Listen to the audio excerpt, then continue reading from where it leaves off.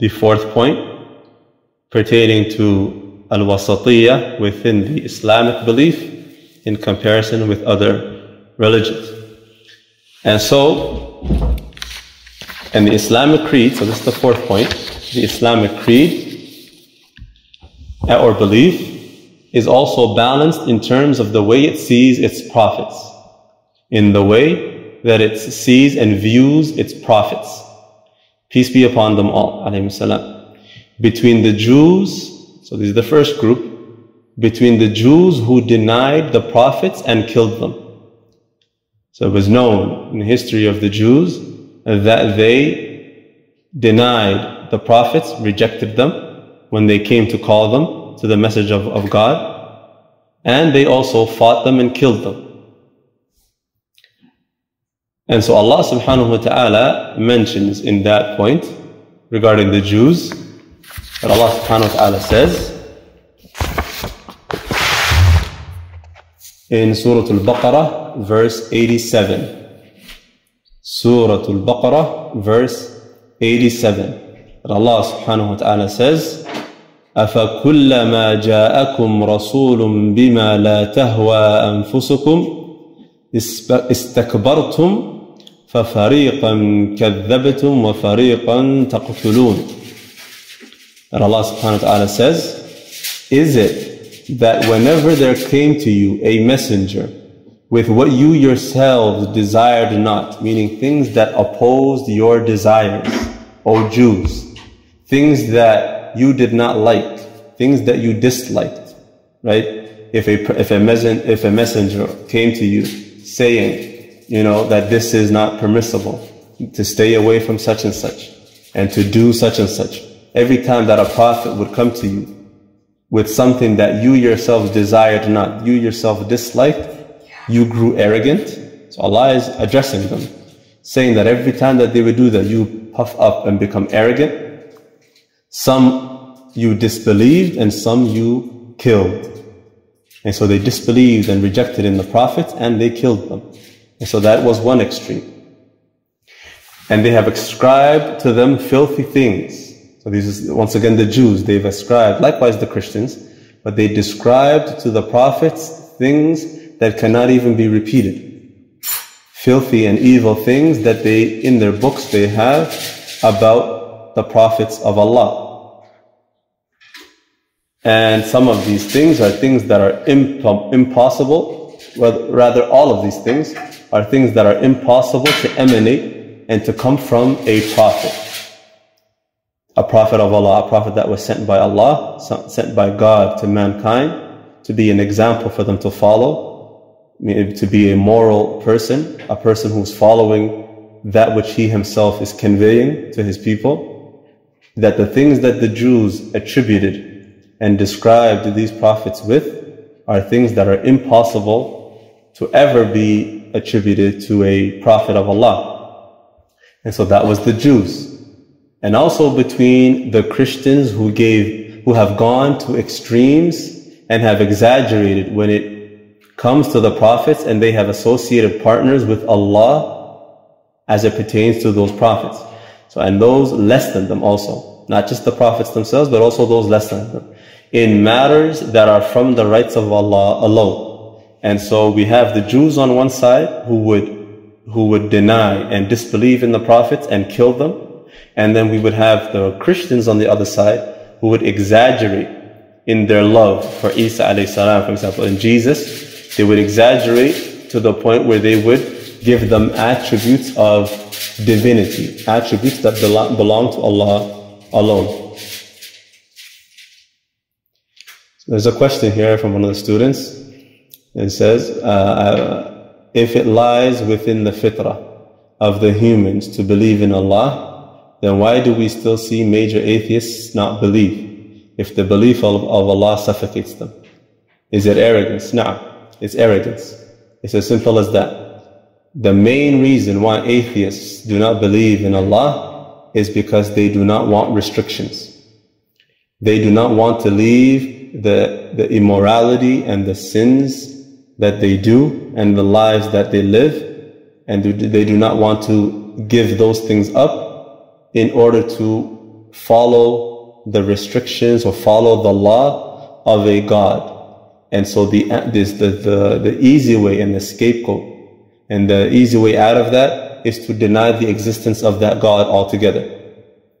And only when they become sincere and they realize their need for the belief in this one God, and that they are the ones that are in need of Him, and that their denial of Him, and that the fact that they disbelieve in Him does not harm Allah whatsoever. Rather, they are the ones that are in need of Him. And when they realize that is when they begin to believe in Allah subhanahu wa ta'ala. That is when they begin to believe in Allah subhanahu wa ta'ala. So na'am, it is arrogance. The signs are in front of them everywhere, and they instead deny His existence, so that they do not have to worry about an accounting, and they do not have to worry about a punishment in the grave, and they do not have to worry about the hellfire, and they do not have to worry about being questioned about their actions in this life. And so in order to avoid all of that, what do? They deny His existence altogether. Now, continuing with the Christians. So we said that the Jews would deny and disbelieve in their prophets and kill them. And then the Christians, on the other extreme, would go into extremes and exaggerate their love of the prophets. And they would, to the point, with Isa alayhi salam, with Jesus, would raise Him to the level of God, and believing that He is God, or believing at the same time that He is the Son of God, right? And so we have these two extremes, right? And so we have in Surah At-Tawbah, Allah addressing this point that we've just mentioned. In Surah At-Tawbah, verse 31. Surah At-Tawbah, verse 31. That Allah subhanahu wa ta'ala says, اتخذوا أحبارهم ورهبانهم أربابا من دون الله والمسيح ابن مريم وما أمروا إلا ليعبدوا إلها واحدا لا إله إلا هو سبحانه عما يشركون. That Allah subhanahu wa ta'ala says in Surah At-Tawbah, they, meaning the Jews and Christians, took their rabbis and their monks to be their lords besides Allah, by obeying them in things which they made lawful or unlawful, according to their own desires without being ordered by Allah. And so the Jews and the Christians took their rabbis and their monks as lords besides Allah. What does that mean? Meaning whatever that rabbi or whatever that priest or whatever that the Pope, for example, would tell them is lawful, they follow it.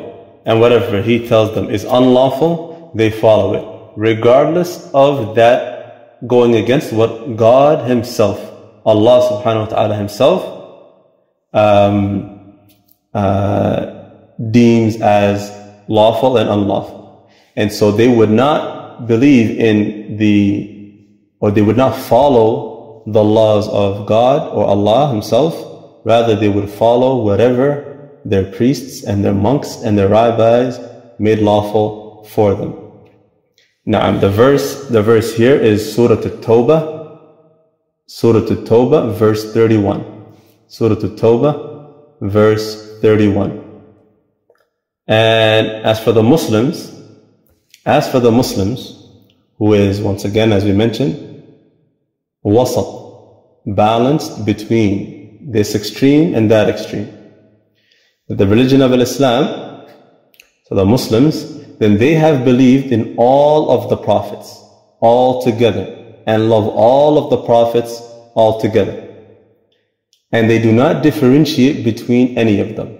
Between Adam alayhi salam, Nuh alayhi salam, Sulaiman, Dawood, Isa alayhi salam, Ibrahim, Ishaq, Ilyas, Musa alayhi salam, Isa alayhi salam, Muhammad sallallahu alayhi wasallam, that we do not differentiate between any of them. Meaning we love all of them all together, right, as Muslims. And thus, believing in all of the prophets is an obligation, a stressed obligation in the religion of Islam. It is a stressed obligation in the religion of Islam. And whoever disbelieves in one single prophet, then he has disbelieved in all of them.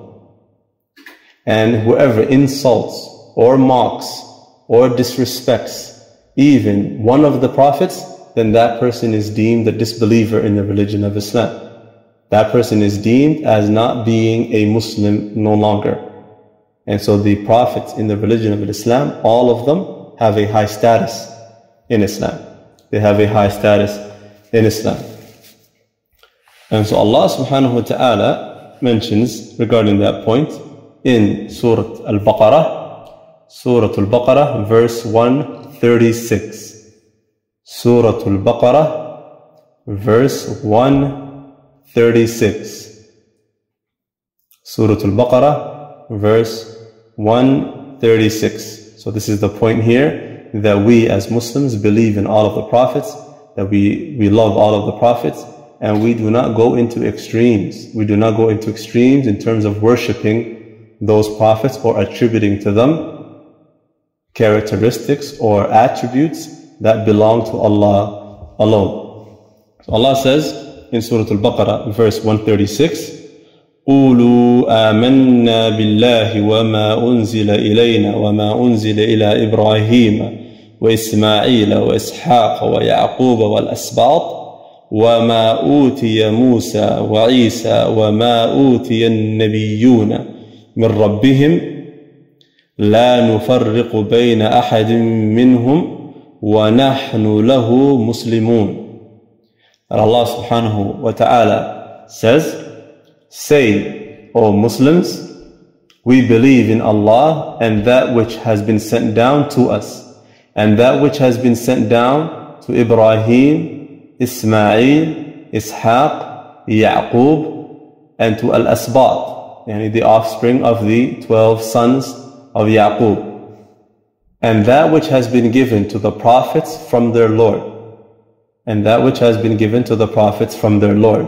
We make no distinction between any of them, and to Him we have submitted in Islam. And so that is the key point here at the end of Surah Al-Baqarah, verse 136. We make no distinction between them, or we make no distinction between any of them, and to Him, yani وَنَحْنُ لَهُ مُسْلِمُونَ.